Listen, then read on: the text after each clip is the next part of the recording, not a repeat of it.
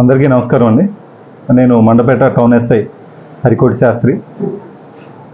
మా doctor BR Ambedkar Konaseema జిల్లా SP గారి ఆదేశాల మేరకు మా రామచంద్రపురం డిఎస్పీ గారి పర్యవేక్షణలో మా రూరల్ సిఐ గారు దొరరాజు గారు, టౌన్ ఎస్ఐ అని నేను, అలాగే రూరల్ ఎస్ఐ మేమందరం కూడా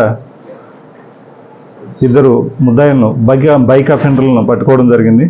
వారి పేర్లు మేకా శివశ్యామ్ అలియాస్ చేతబడి, మండపేటకు సంబంధించిన అబ్బాయి, అలాగే అనిశెట్టి నరేష్,